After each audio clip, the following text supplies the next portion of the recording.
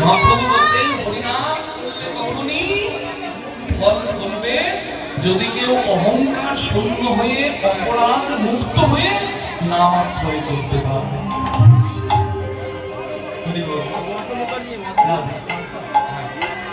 তা দেখি গৌর হরি করুণা করিয়া হরিনামামৃত দিলেন ঘরে ঘরে গিয়ে। আর ঠিক এইভাবে হরিনাম প্রেমে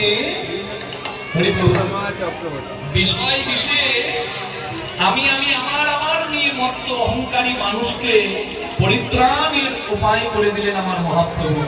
এই রূপে উদ্ধারিল যত নরনারী, এই রূপে উদ্ধারিল যত